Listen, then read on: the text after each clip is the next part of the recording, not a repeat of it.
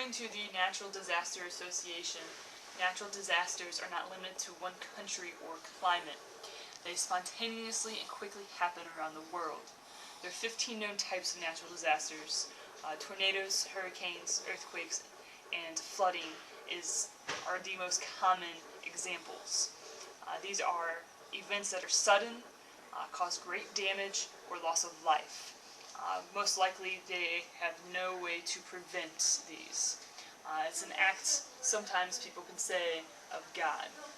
Due to these spontaneous and unpredictable occurrences, medical facilities must prepare to react as quickly, efficiently, and patient-friendly as possible in order to ensure the safety and life of its people.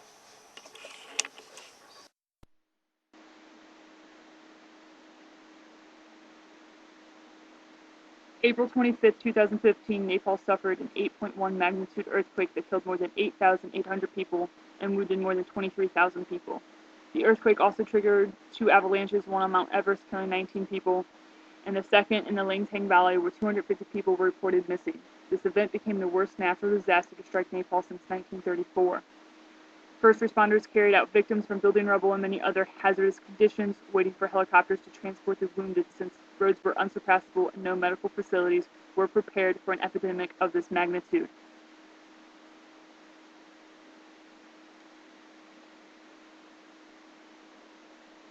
On August 29, 2005, Hurricane Katrina hit the southern coast of the United States at 6 a.m., flooding New Orleans, Louisiana, and Gulfport, Mississippi. FEMA declared Katrina as the single most catastrophic natural disaster in American history, as the sudden event resulted in the deaths of 1,833 people. Memorial Medical Center in uptown New Orleans was not prepared, as close to 200 patients became trapped inside the facility with limited electrical power, no running water, while temperatures peaked just above 100 degrees Fahrenheit.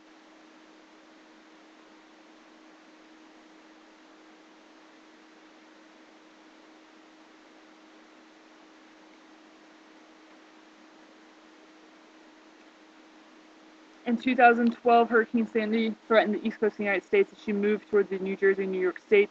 Immense flooding caused failure of hospital generator power at the height of the storm, forcing New York University Medical Center to evacuate 300 ICU patients from its facility.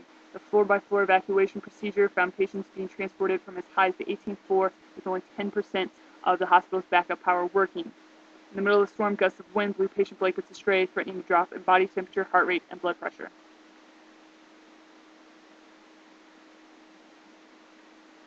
May 22, 2011, a EF5 tornado ransacked dropped in Missouri, severely damaging Mercy Hospital, forcing the facility to evacuate 183 patients.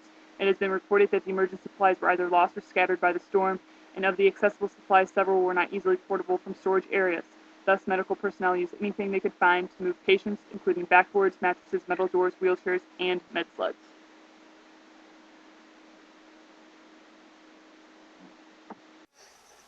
The success rate of saving patient lives during a natural disaster boils down to the mere seconds it takes to carefully evacuate these patients.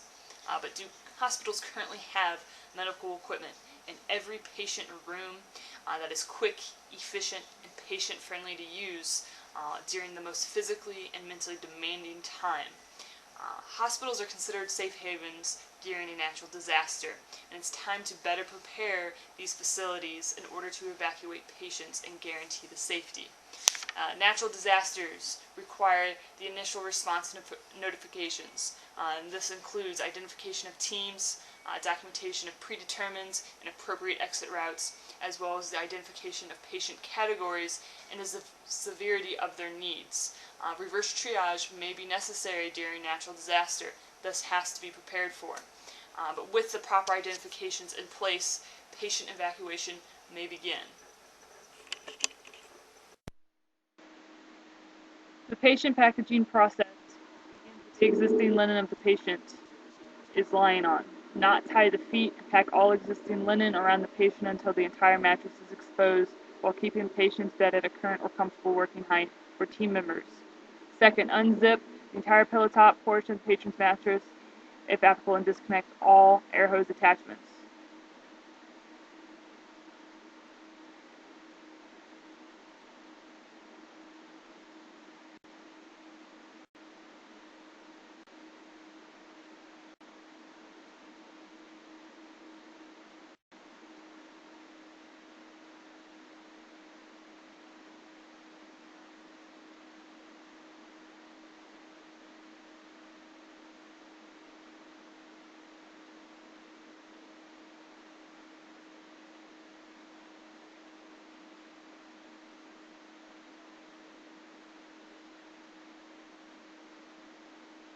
Next, attach clamps directly on both lateral sides of the pillow top at the three strategic points: the patient's feet or ankle area, waistline, and shoulders.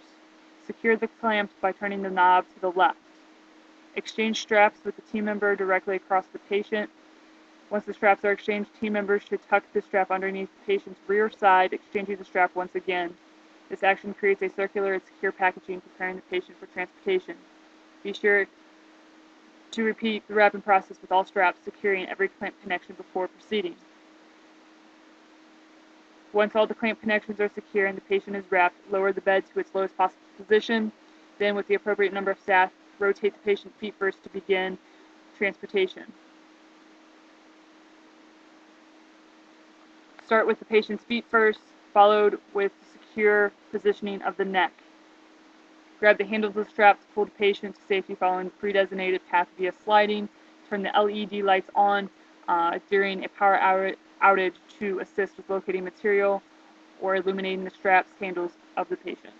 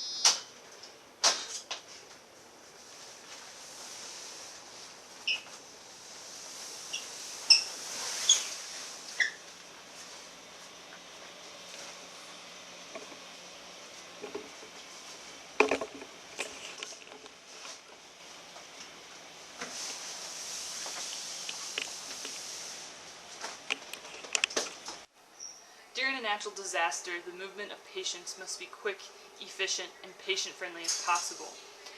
With the evacu grip, patients are well secured, basically cocooned from outside debris and weather conditions that may affect their health even more during a natural disaster. When it comes to time, that is of essence to save a life. The less time it takes to transport a patient means more patients may be assisted, which very well means that more lives potentially could be saved during a natural disaster. During this time, medical facilities' top concern always comes down to the patient's safety. VacuGrip is built not only with the patient's comfort and safety in mind, but with efficiency in moving the patient in order to save time, which of course goes back to saving that patient's life.